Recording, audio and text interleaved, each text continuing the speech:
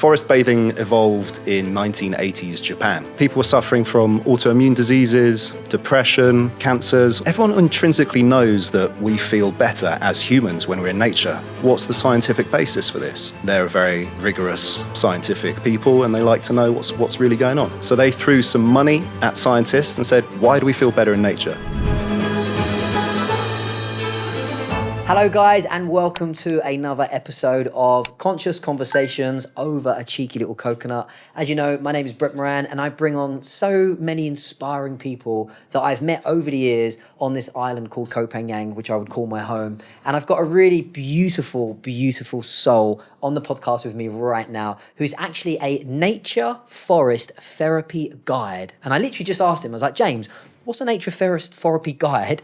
And that's the first question I've got to you. Like, what is a nature forest therapy guide? That's a tongue tie for me, mate. Even just put that one out there. Thank you, Brett. Yeah, it is a tongue twister a bit. And we've known each other for quite a few years. And this is a new incarnation of self that I'm exploring. So what is a nature and forest therapy guide? Good question. I mean, it's quite a broad title, as you can decipher. And it's actually specifically taken from a training I've done with the ANFT, who's the Association of Nature and Forest Therapies. And what we do is it's based on the Japanese practice of shinrin-yoku, or forest bathing. Have you heard of forest bathing? I've not. No. Okay. Shinrin-yoku. I'm not going to even try that one. Yeah. But I like the sound of it. Exactly. It sounds evocative, enigmatic, cultural. You're like, what is that? Yeah. So forest bathing, I don't know, I heard the term years ago and I was like, well, I like baths, I like forests, let's get involved in that. What is it? Forest bathing evolved in 1980s Japan. So at the time, the country was developing rapidly. Most people were living in urban areas already, and people were feeling a disconnection from nature. And a lot of people who were moving to the cities were getting sick. You know, it was the height of capitalism. It was the height of the salaryman. And people were suffering from autoimmune diseases, depression, cancers, all sorts of stuff. And everyone intrinsically knows that we feel better as humans when we're in nature, right? I mean, 100%. Or surrounded by animals. Like you've got your kittens downstairs and your elephants on the wall. Yeah. So we know this. And the Japanese government, they thought, what's the scientific basis for this? You know, they're very rigorous scientific people and they like to know what's really going on. So they threw some money at scientists and said, why do we feel better in nature? What is it about nature that helps us feel better? And these scientists went out into the forest and they discovered these chemicals called phytoncides, which are released by the trees when the tree... Phytoncides. Okay, so it's like, this. yeah. It's quite scientific. Yeah. The start of it's quite scientific, but we drop in later. So the phytoncides are like an essential oil of the forest. So they're released by the trees when the trees are under attack by an invading body like a fungus. And they are released into the atmosphere, and other trees pick up on their signals, and they prepare their immune defense.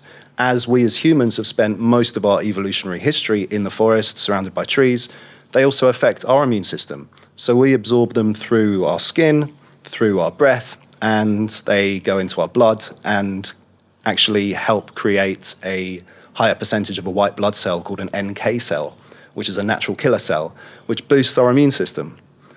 So the Japanese started doing this practice of forest bathing in the 1980s. And in Japan, it's very thorough. It's quite scientific. You know, it's a dedicated practice. There's a specific way to do it. They have these forest bathing trails. And at the beginning, you go with a forest bathing guide, and he measures or she measures your heartbeat and your saliva. And then at the end, like 2 hours later, after walking along this trail and interacting with nature, they measure it again, and they're like, oh, okay, you're less stressed. You are healed. You know, your heartbeat's lower. Your saliva shows less stress. So my practice has developed from that. Fast forward a couple of decades, and coupled with, have you heard of vision quests?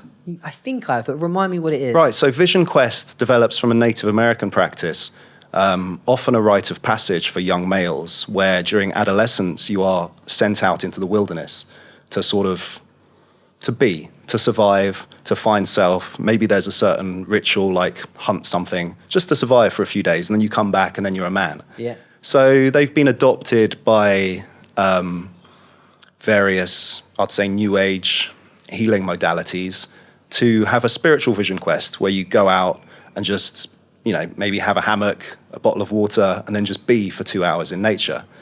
So the guy that developed the ANFT practice, he came upon the idea during a vision quest. So he was a Zen Buddhist practitioner, meditator, vision quest guy, was doing, aware of forest bathing. And then on a vision quest, he's like, I need to bring this to the masses. So he created the ANFT, the Association of Nature and Forest Therapy. Okay. So they certify people like me as a nature and forest therapy guide. So it's important to say I'm a guide. I'm not a therapist. Yeah. So the forest is the therapist, nature's the therapist, and I just open the door. I love that. So what I do is I have curated a 3-hour experience. I'm doing it here, just a few kilometers from here, over in Tansadet. And every Saturday we go there, and we have a 3-hour experience where I connect people to their senses through a meditation. I introduce them to the land, to the history of the practice, and then I offer a series of short invitations, which could be 15 or 20 minutes each. And they're very simple. They're designed to be simple, open, sensory, and infinite. So I say something as simple as wander off from here for 15 minutes and discover what's in motion. There's no right or wrong way to do this, but I encourage you to go slow. And if you find yourself in your head, come back to your senses, specifically your eyes. But if you feel called to use your body in any other way to feel into what's in motion around you, feel free to do so. And we do that for about 15 minutes. Then we come back and we have a sharing circle about what's in motion or whatever the invitation was. And it's simple and profound, and it connects you to the land and to a sense of awe and gratitude and to all the beings around you. I love it, mate. It really, the word that I'm thinking is oneness. It's just really this oneness of like, we're so connected to the animals. I just saw you downstairs with the 2 kittens, and you've got that lovely energy around animals and people. And I just saw you with the kittens, and the kittens are purring all over you. And for me, there's just never no separation with animals or nature. I know that we are very disconnected and separate from at the moment, the world that we live in. But as you're talking about it, I'm just like, I can already feel how lovely that feels, just to be in nature and be one with nature. I know I sound like a right hippie. I never thought I'd be saying this. When I was younger, I thought nature was so... My nan used to live like 2 hours away near Stonehenge. Right. And my mum would make me go and see my nan like every month or whatever. We'd drive in the car for 2 hours. And mate, honestly, I was so bored because she lived to me, it was like the middle of nowhere. It was like in nature. And now I just love being in nature. And as you're talking about that, I can really feel the resonance, the energy of it. Would you say that there is a deep connection to nature, like this oneness? And I don't mean like being too spiritual and fluffy. To me, it's kind of common sense. It's like we are nature, right? Yeah. I mean, it's like the scientists proved, like these chemicals which boost the tree's immune system also boost our immune system. I mean, if you look at it on a scientific basis, we're all made up of the same molecules. Yeah. So, yeah, totally. And it can be, it can start off as something large as being, interacting with an elephant or an animal that's been domesticated, like a kitten. Yeah. And then you can find an affinity, a oneness, as you put it, with like a spider or something that you might be intrinsically a bit afraid of, or a snake, or... you get to the point where you're like, this rock is my brother. Yeah. This tree is my ancestor, and you get to commune with it on a deep basis. And however that is, however your body feels called to, or your mind, you might want to have a conversation with it. Yeah. Yeah. I love it, mate. It is one thing that I don't really get angry or pissed off about anything in life. I'm pretty easy. I'm chilled as much as I can. I'm still like, still got my stuff to deal with. But when I see people kill mosquitoes, mate, it hurts. It literally hurts me. Oh, really? Because I've read so many books by like a guy called Yogi Nityananda, and he's so on about this oneness and we are nature and that. I'm like, wow, when they kill that, it's killing. And so like, I've got this thing when I see it. It's not as bad as it used to be when I've kind of like first read about it. But now I really, because when you're killing like insects or these little, they want to live just as much as me and you. And they always, I want to write a book called Killing Mosquitoes, a book about love and compassion. Because like every being the plants, the trees, the planets, the insects, like it all wants to live, right? I don't think it wants to die. So I've kind of let my anger issues go. I've had to kind of look at myself, but I still twinge a little bit when I see somebody just kill a bug or something. Because yeah, it's one, it doesn't want to die, right? Why do you feel like, or not why do you feel like, well, it's just a question, I guess, that we are so disconnected from nature, where people are killing it, destroying the planet, or they don't really respect animals and stuff? That's a really big question. I know. I'm sure we can go on that for a while. But first, I'd like to thank you for your perspective on mosquitoes, because I've got to admit, I still kill them. I mean, have you had dengue fever? I've never had it, no. It's pretty scary, mate. Yeah. And I notice, you leave your windows open at night. What if they come in and bite you on the head? No, bro, I just trust. I've never had it. Everyone that talks about it and they're very paranoid about it, they're the ones that always get it. True. And for me, I'm just like, and also my question is, what makes you more important than a mosquito? Yeah.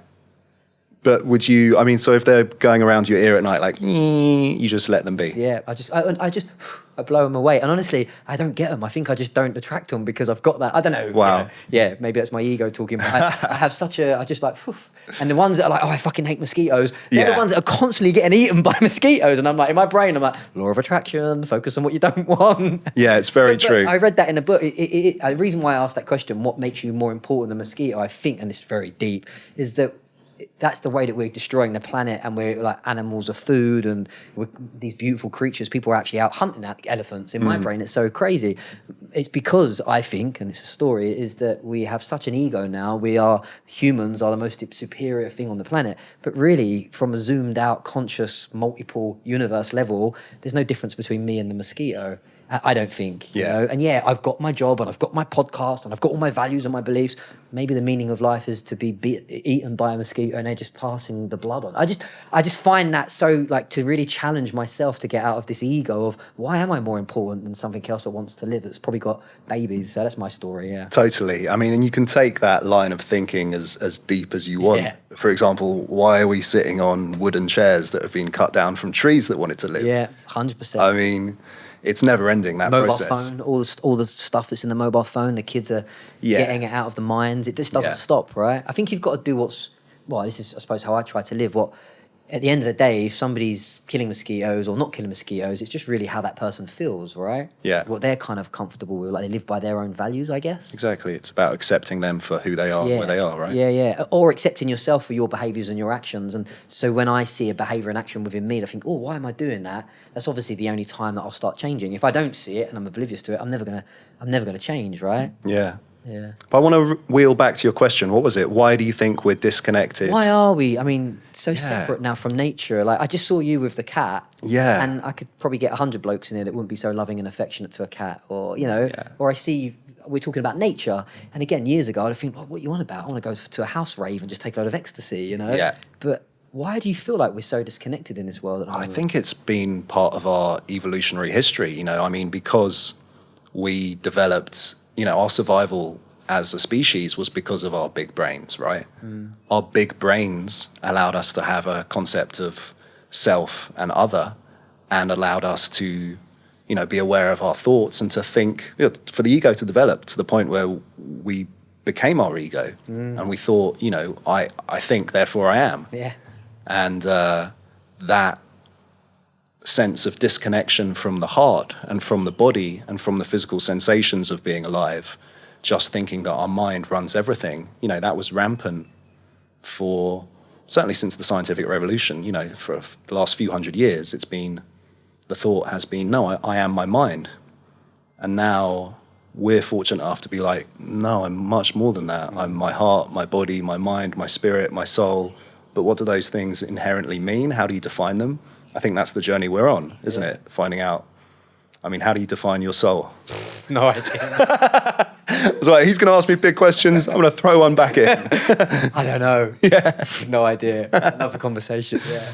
Yeah. So yeah, it's the journey of, I suppose, discovering this stuff.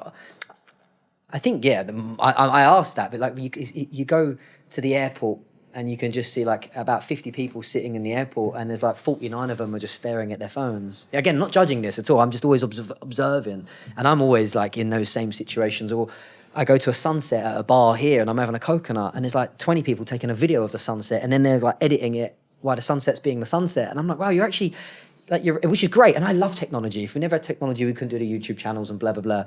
But then it's like we're kind of missing this moment and this disconnection from just like probably the actual real buzz of life, like the real joy of being in nature. Yeah. So this is why I think we might be separate from it a little bit because of technology, maybe. Definitely. I mean, that's just added to it for sure. Yeah. And that's why, you know, my practice, I'm like, it would be great if you turn your phones off now. Or actually, where we go in Tanzania, there's not any reception. But I'm like, if you do want to use your phone to take pictures, which will, you know, help enhance your connection to it, then sure. But also perhaps just leave it aside for 3 hours. And a lot of people are like, oh, I don't know if I can do that. It is hard for people, right? Because it's actually dopamine, it's an addiction. For sure. Yeah.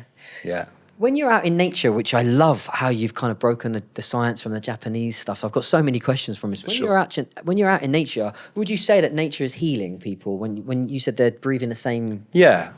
So inherently there is a chemical basis for the healing that's taking place through those phytoncides. But also it's much more than that, isn't it?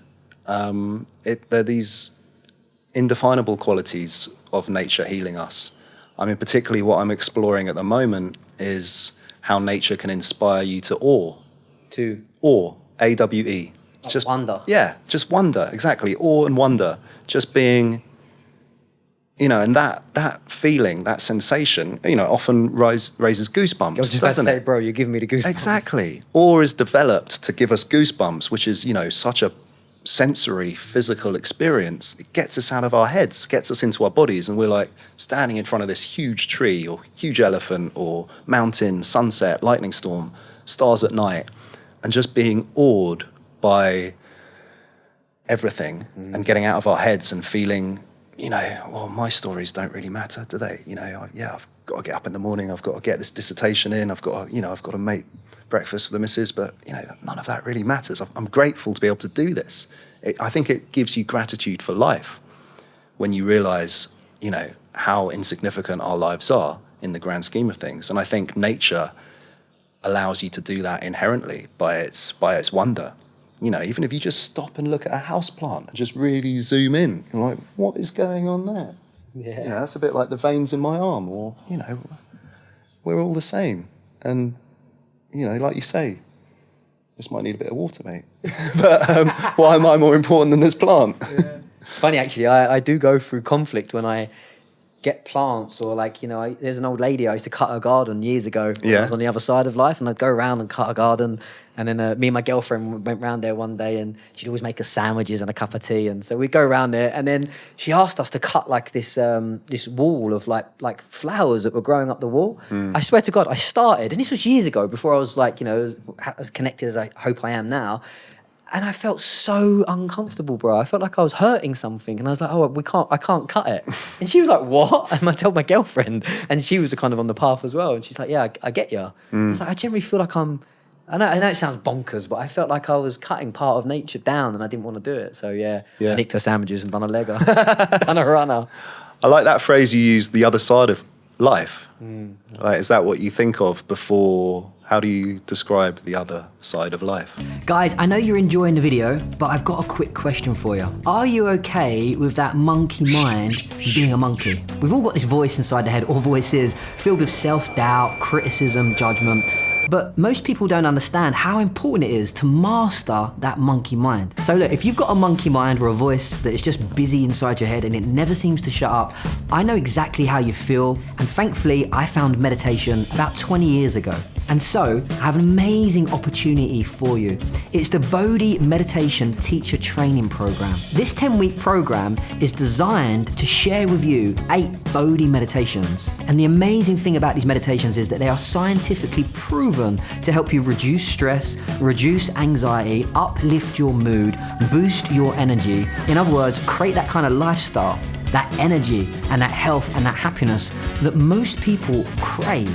Over the course of 10 weeks, I'm going to be your meditation coach. And at the end of this course, you're going to become a certified Bodhi meditation teacher. That means that you can coach people one-to-one, you can work from anywhere in the world, build online courses, or even teach meditation at yoga retreats or anywhere you decide. So click that link below, and together will open up your heart so that you wake up feeling positive and literally this buzz for life. The link is below. Now you can get back to your video. Have an amazing day. I suppose the other side of, I think you're both on the same path, and both the other side of life for me would be like, I was more disconnected from, I wouldn't be talking about nature to you. I wouldn't really appreciate you as a beautiful person. But you still felt it, right?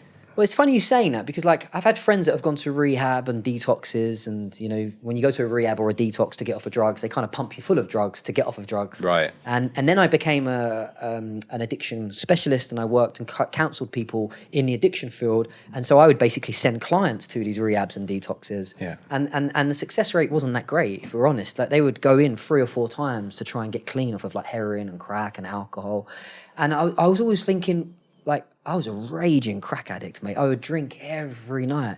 And honestly, the thing that really helped me was nature. Yeah. I never went to any rehab. I never went to any detox. And I don't know why this path happened for me, but I would go and sit by trees, and I would just sit there and this was before I was even really meditating. I would just sit by a tree and just back then I wasn't thinking I was connecting. I was just kind of taking some time out. Now I was like, wow, I was actually really connecting to nature. And then I went to a temple, and obviously they're very silent. And the temples, it was in North London, Hemel Hempstead somewhere. Yeah. Yeah. And I literally came out of like a party or whatever the weekend before, and felt depressed and suicidal the whole week, and ended up at this temple, and it was just in nature.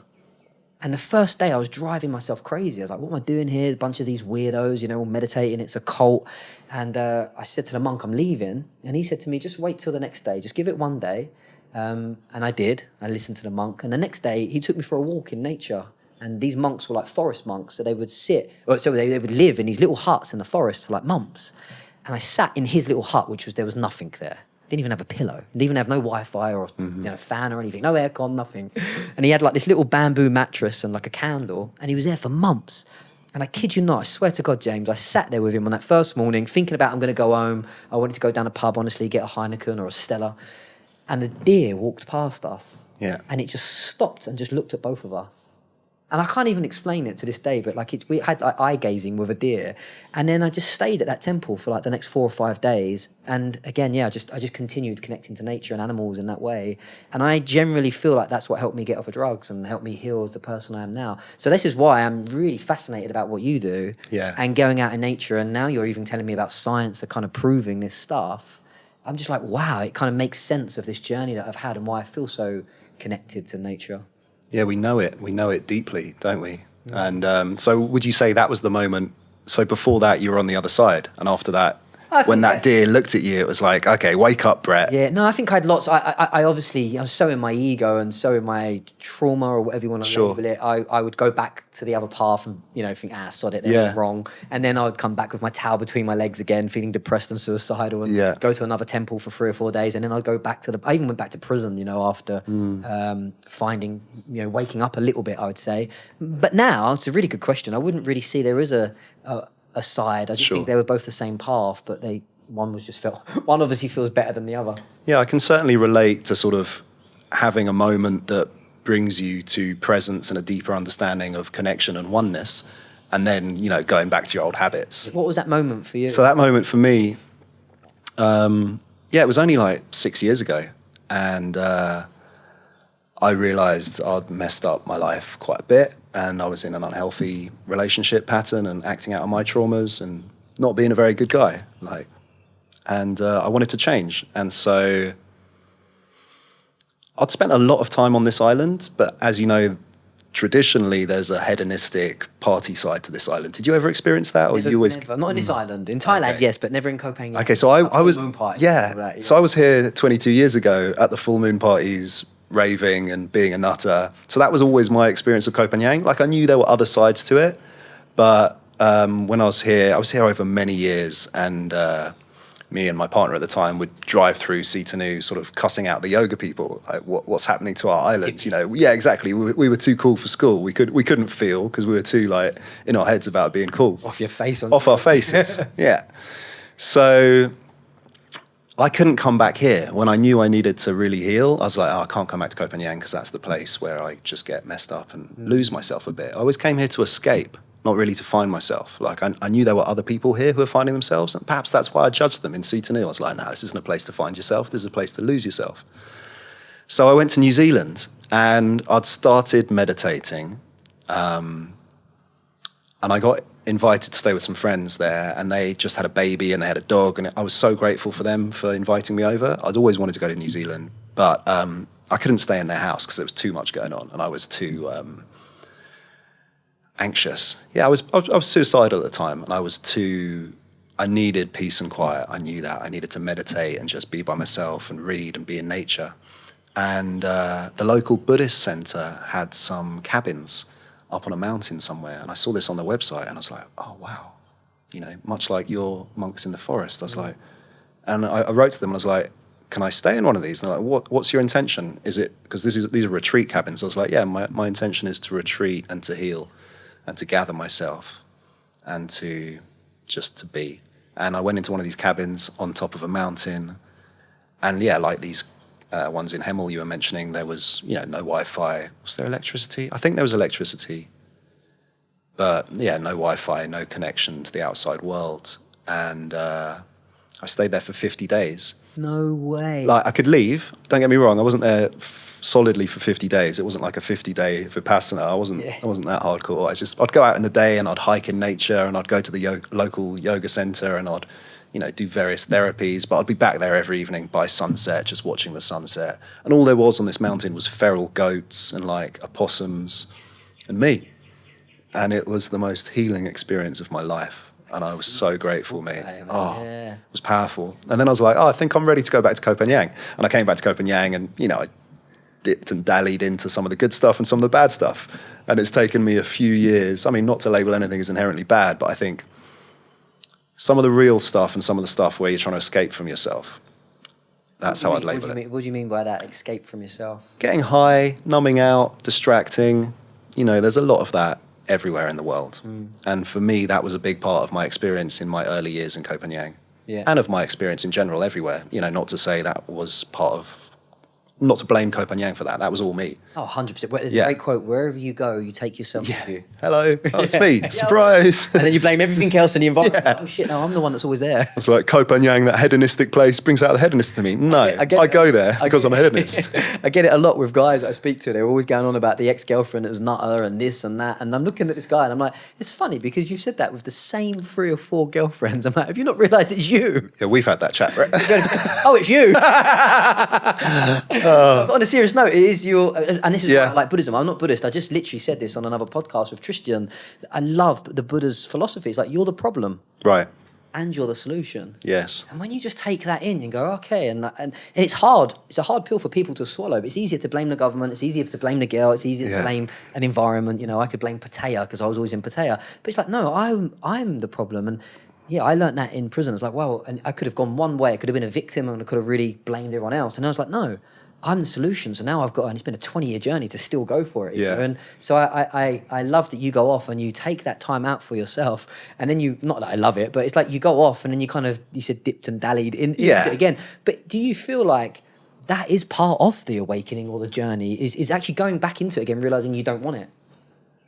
Realising you don't want the kind of like the other side of life, the zoning out, coming out. I think you do it as long as you can before you become aware that it doesn't serve you and that it's actually taking you further away from yourself and from happiness. And I loved what you said about you found that in prison.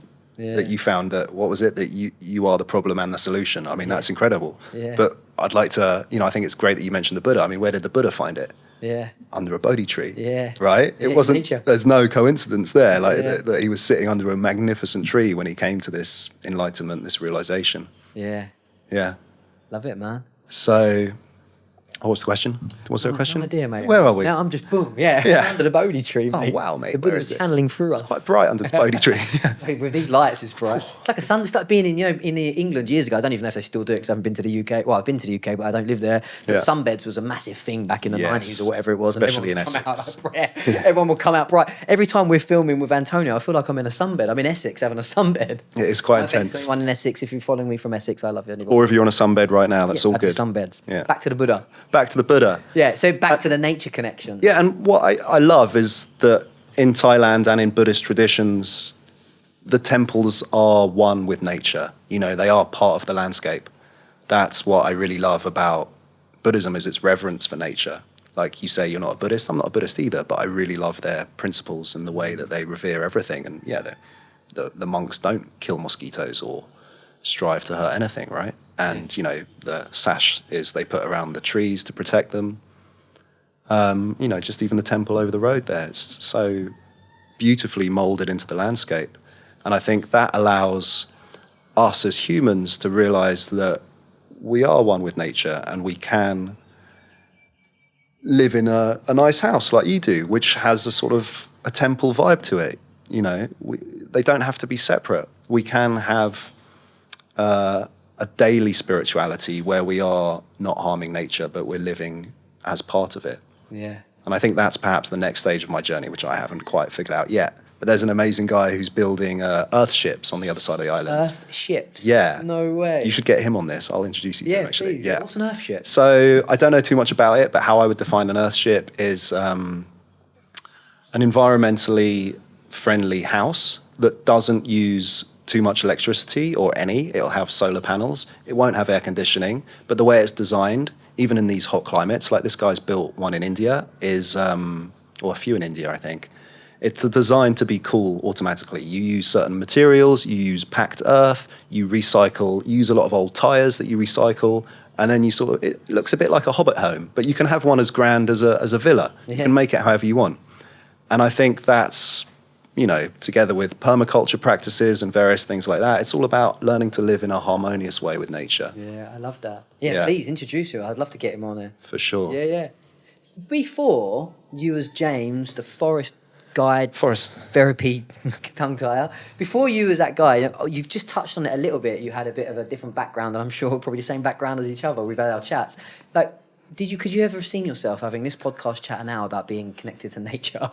In a way, yes. Like, I was very fortunate in that I got out of the traditional 9-to-5 system a long time ago. I saw an advert. I was managing a gym back in London in 2008, and I saw an advert and it said, good with people, love to travel, become a tour leader.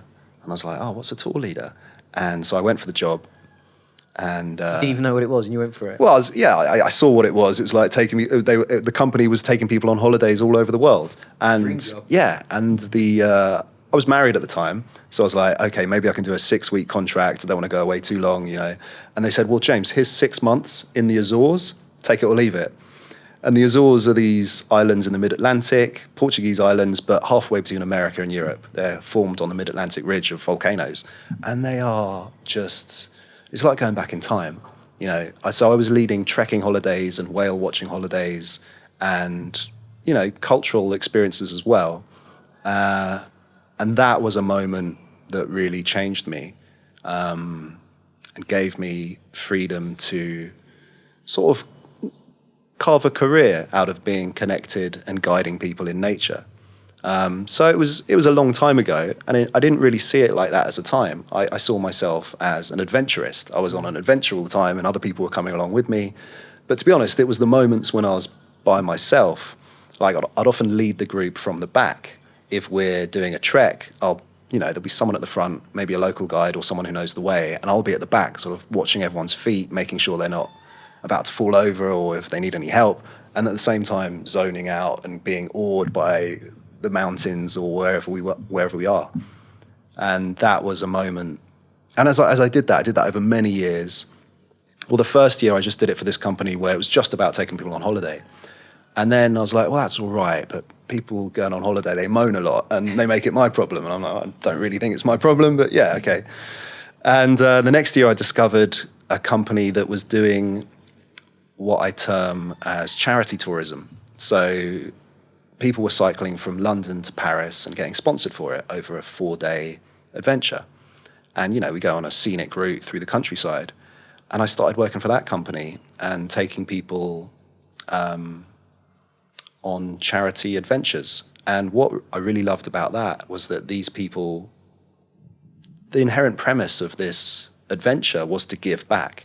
You know, everyone was fundraising for a charity, and it could be something very personal to themselves. Like, you know, for example, I had one client, I was trekking with her on the Great Wall of China, and it was for Pancreatic Cancer UK.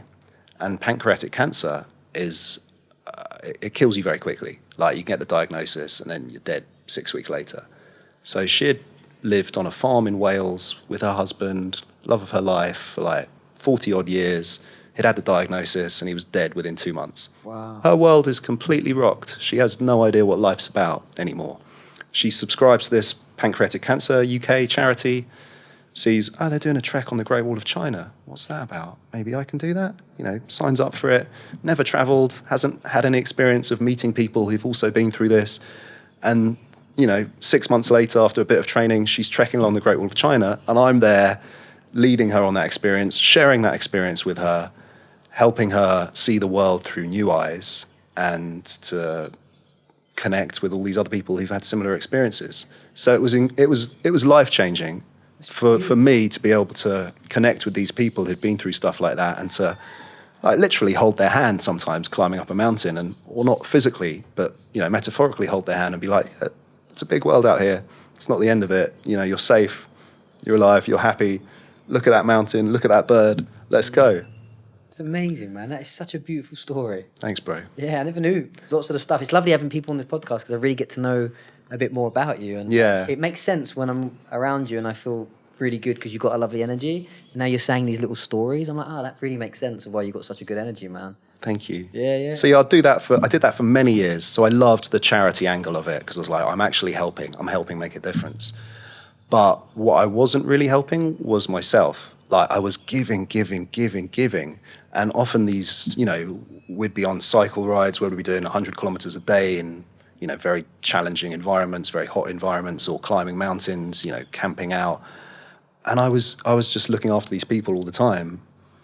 And I was really good at it because I love giving and I love looking after people, but I wasn't really looking after myself. And I was in a different hotel every night, you know, sleeping 4 or 5 hours. And at the end of overgiving, like often these would be 10-day or 2-week trips, and I'd be overgiving in a way where I didn't have any boundaries. I was like, yeah, knock on my door in the middle of the night. Yeah, whatever you need me, I'm here.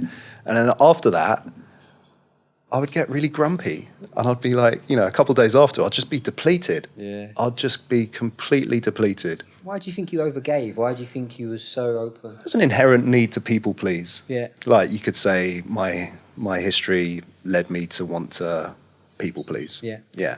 But yeah, I'd find myself, so that's why I'd come here. So I'd come here in between trips, I'd numb out, I'd get high, I'd party, I'd let off steam in the traditional way, you know, rather than if I did that job nowadays. Well, I was still, like the last few years, I was still doing that job. And yeah, I'd go to a retreat afterwards, or I'd, you know, relax instead of getting smashed. Yeah, exactly. Or take myself on a walk in nature by myself for a few days, you know, because it was really intense. And a lot of things happened. You know, I was responsible for people in challenging environments. Like, quite often people nearly died. You know, they'd fall off bicycles, smack their head, you know, they're unconscious. And I'm like, in the middle of nowhere in northern Vietnam, like, okay, this is on me. What's going to happen next? Hello, you amazing viewer. I hope you're enjoying this video, and I've got some really exciting news for you. You know that moment when you're reading a book and it just ignites that light bulb moment for you? It wakes something up inside you, that passion, that enthusiasm, or that spark for life. Well, the big announcement is my new book, Awaken Your Spirit, is ready for either pre-order, or depending on when you're watching this book, you can order your copy right now. Over the last couple of years, I've poured my heart and soul into writing Awaken Your Spirit. I don't know about you, but sometimes that voice inside the head just never seems to shut up. Well, this book shows you a step-by-step process on how to really close your eyes and go inside and separate from this monkey mind and this never-ending conversation that goes round and round and round. Whether you're seeking inner peace, you're looking to recharge your batteries, or you want to feel more grounded and in harmony with life, this book has got something for you, and it's going to show you how to connect to a very deeper level within you. Now, I don't want to keep any more of your time. Get back to the interview, and again, if you're somebody that really is looking to get back in the driving seat of your life, master this monkey mind, reach your full potential, and ignite that excitement, that enthusiasm, and that passion for life, make sure you awaken your spirit just below. Have an amazing day and enjoy the rest of the video. It's funny you saying that. We went scuba diving on a Saturday with my friend Monica, we made a little bit of a YouTube video about scuba diving. So depending on when you're watching this, it might be on the YouTube channel. But anyway, we went out scuba diving, and there was one moment where the instructor that was going to take me down had to go back up with somebody. And so then I'm down with people that weren't my instructor. Obviously, they were professional and they knew exactly what they were doing, but they were basically taking me around. And, you know, I'm still pretty new to scuba diving. One of my biggest fears is the water, if I'm honest. It's probably the only fear that I've got is being in the water. And so we're in the water, and then there's this moment, like, you're like breathing through this thing. You've got all this shit going on, and I've got the fish are beautiful. It's like another beautiful world. It's like meditation. And then I'm just like, actually, that person that's with me is kind of like, she's got my life in her hands. And then when that monkey mind goes, you've got to, it sounds like you're a very strong-minded person. When there's a challenge or somebody hits their head, you've got to really take control of that. Because if I would have let that take control of me, I think I would have had a panic attack under that water. And that person that was there was just swimming with me as calm as anything. But she really had my life in her hands, because I wouldn't have had a clue what to do if this thing fell out of my mouth. Do you know what I mean? Yeah. So like in that situation, when somebody's banged their head or these challenges that you're going through, that really does show you've got to really be calm and collective and just basically be practical and get on with it, right? Yeah. How did you get out of your head in that moment?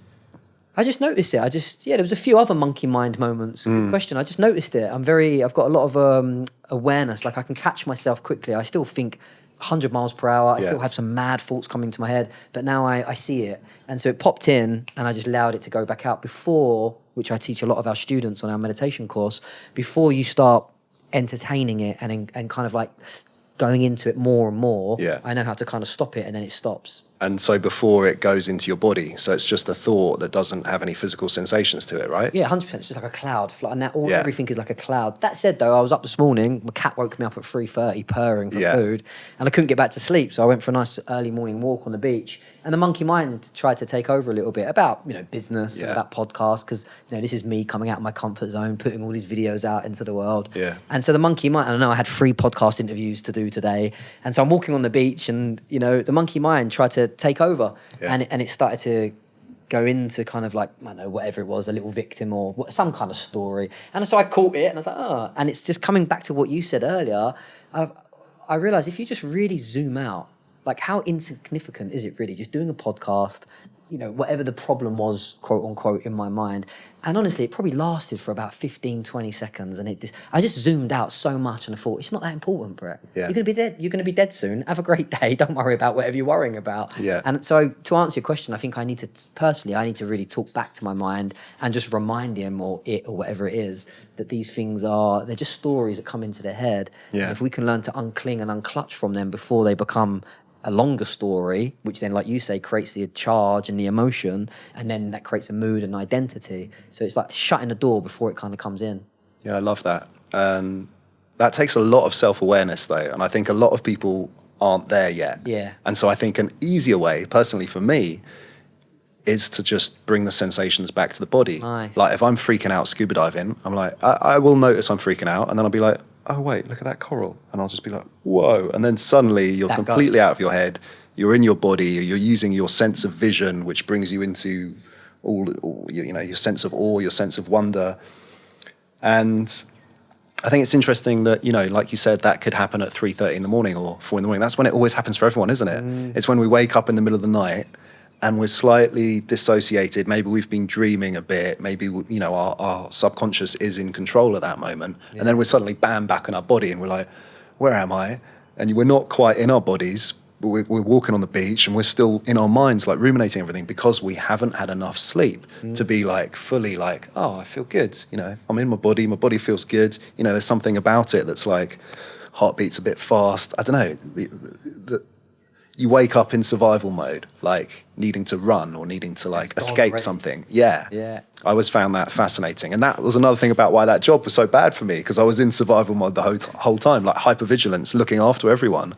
Like I didn't know how to switch off. I didn't know there was such a thing as switching off. Yeah. I was like, no, I need 4 hours, 5 hours sleep a night. I'm good to go. Whatever. Do anything. And you're just kind of on adventurist. Go. Yeah. It's like, I'm an adventurist. This is who I am. It's inevitable that you're going to burn out, Yeah, right? of course, man. But other people doing that in their 9 to 5 jobs, they're doing it in their relationships, they're just doing it. If we bring it back to people that are probably watching this podcast at home, absolutely, they're not where we are and living in Thailand. We are blessed that we can talk about these things and have these tools. most people are living a 9 to 5 job and they're just trying to get through the week, bless them, and it is literally survival, and that's sending off a lot of chemicals in the body and stress hormones, which is creating this disease, and no wonder why people are scrolling, addicted, numbing out and doing these things. Yeah, there's so much pressure everywhere, and there's so much sensory overload. Like, yeah, if we were working in, for me, these lights are quite intense. People back in England have these lights on them, 18 hours a day, in the tube, in their office at home, computer in front of you, screens all the time. And your body just numbs out because it's too much sensory input. Yeah. We've been lucky enough to be able to slow down and really feel into our senses to a point where they're not overloaded. I think it's luck. I also think it's choices as well. Yeah, you're right. Because I think you've made some really great choices to be who you are and where you are today. Thank you for that, mate. Yeah, and me, I know, and I own that now. I'm like, yeah, I did. And some Yeah. people say, oh, you're just lucky because you live in Thailand. I'm like, yeah, but I started off as a crackhead in prison. Yeah. Always forget it. And God doesn't just give you something if you believe in God or the universe and Yeah. vision boards, and I love all that stuff. But you sometimes we're practical. We live in this world. I had to make a choice to not keep doing those things, and I got it wrong 1,000 times till I got here. And so I really believe in luck and the universal stuff as well. But I also want to honor us as making these choices and decisions. And I say that for the person that is living at home, because you can do all the vision boards in the world, you can do all the praying to God and believe in the law of attraction and watch YouTube videos. But also sometimes you've got to get real and make a choice and make a change, right? Got to make your own luck. Yeah, create your own luck. Yeah, Totally. That's when I think the universe is like, oh, okay. I kind of feel like, so I don't know about you, it's like you kind of align with the universe or the luck, and then it does give you more. Yeah. And it goes the other way when I'm doing the wrong things, and I'm kind of like, the karma's a bitch. It's oh man. Yeah. So for me, it was just it was more common sense, really, which is not common practice, right? Totally. And it's about being able to slow down enough to listen to your intuition, so you're not being totally distracted by the screens or by the notifications or by the monkey mind all the time. Because I do think we've got a compass in us which will guide us to what's inherently right for us some way. And I love that you mentioned scuba diving, because that was actually my first journey. I worked as a dive master when I was 20, 21. That was the reason I first came to Thailand, because I wanted to check out the diving scene in Koh Tao.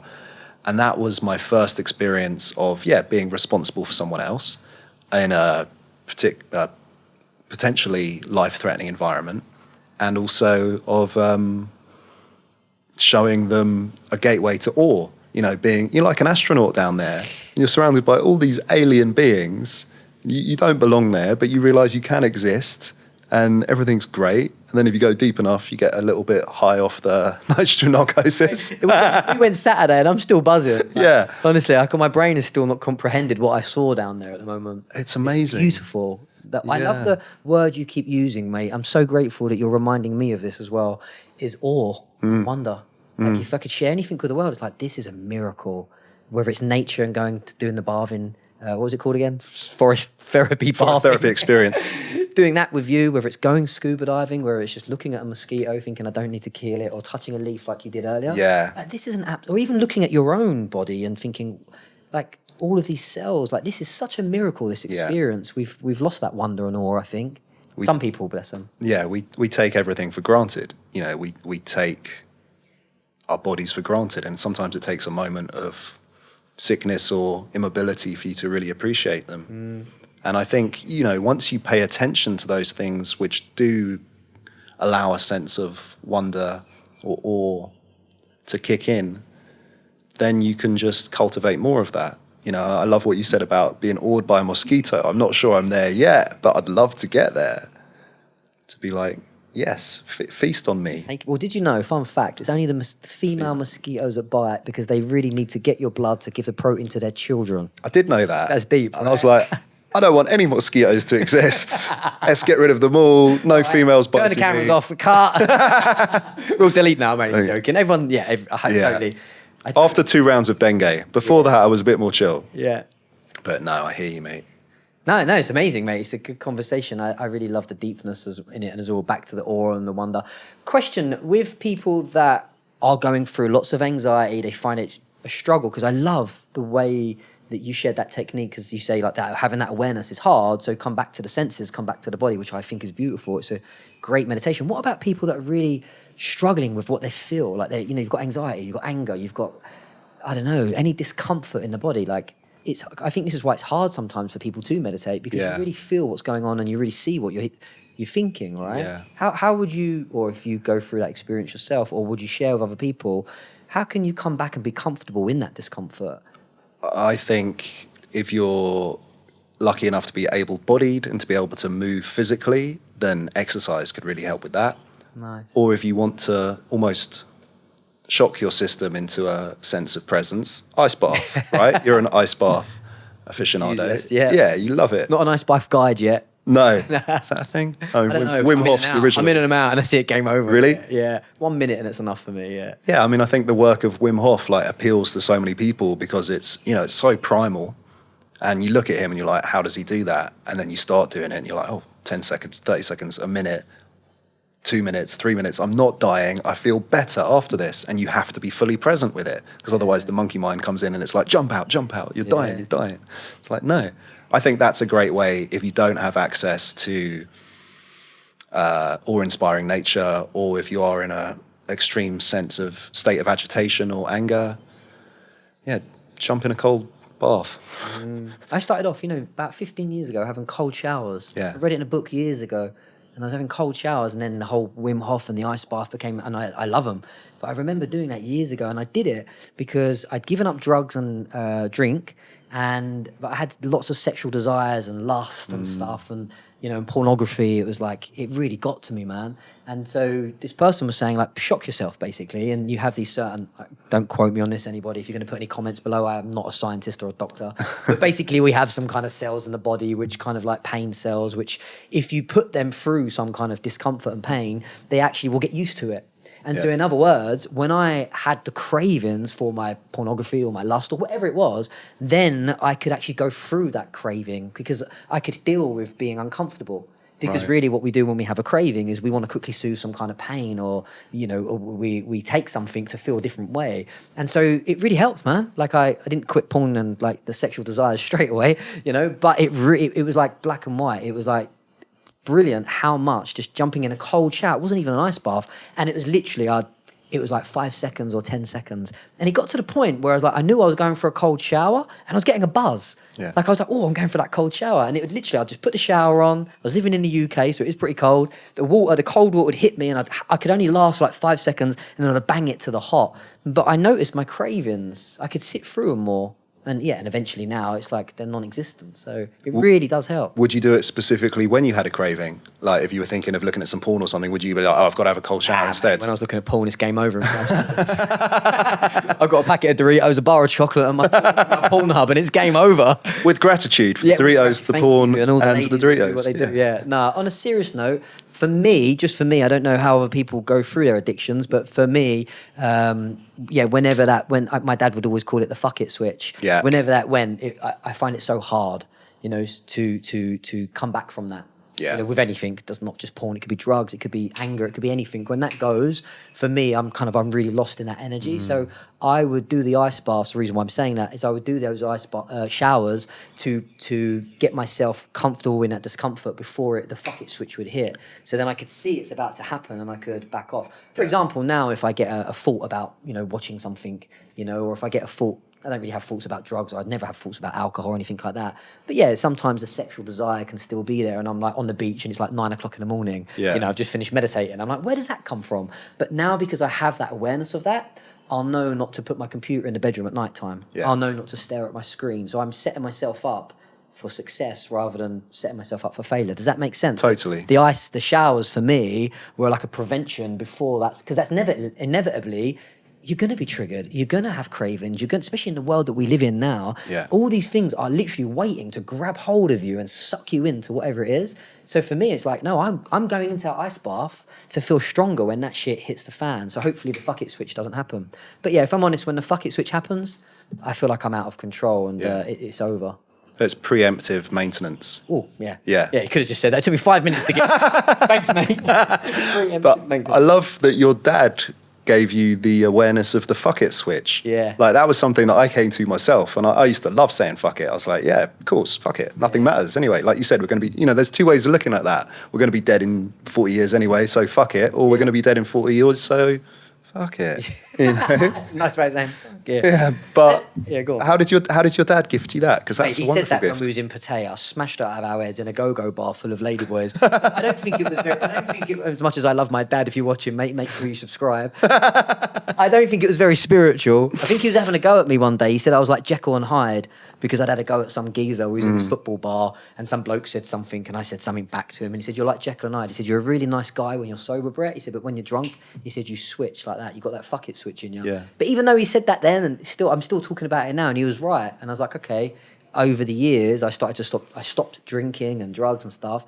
I realised actually that's really is me. If I have a bar of chocolate now, it's game over. I'll eat 5 bars of chocolate, you know. If I have a branded Brett Moran coconut, I'll drink 5 of them. So I'm better to do that pre-empted maintenance or whatever you called it. Yeah. Yeah, 100%. Mate, just coming back to, we're kind of coming to the end of the podcast. I could talk to you all day long.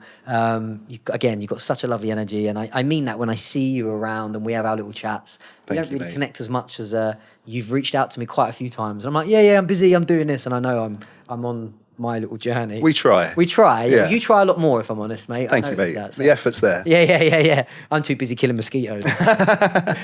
What would you say to people that do think me and you are bonkers talking about all the nature and the namaste stuff and all the things that we're doing, but for some reason they're sitting at home watching this and they are not happy with the situation, whether it's their job, their addiction, their lifestyle? What would you say back to yourself 20 years ago or to them watching? Yeah, I'd just say, just try it. I mean, if you've got this far in the podcast, there's something that's intriguing you about it. And like, what can you lose? If you're watching this, you probably want to change in some aspect of your life, right? Because that's what you're trying to do. You're trying to cultivate change in yourself and others, right? So what harm can it do to get in a nice bath, to try some forest therapy, to try meditating? You know, just try it. Yeah. I love that, mate. Exactly. I mean, that's why Nike was so successful. They had the best catchphrase of all time: "Just do it." Just do it. Yeah. And that is very practical, right? Yeah. Just get on with it and you'll feel the benefits. James, it's been an absolute pleasure, mate, talking to you. If people ever decide to come over to Koh Phangan and they want to try out this nature forest therapy guidance. Brilliant. I got it out there, didn't I? Nailed it, mate. Boom. The cameras will probably run off then. They've probably turned off. Batteries run off. out of battery. If they wanted to try that out or they wanted to get in contact with you, do you have a website or a profile or an Instagram page? Whatever? Thank you, Brett. Yeah, so the Forest Therapy Experience is my Instagram page and my Facebook page, and you can find me there.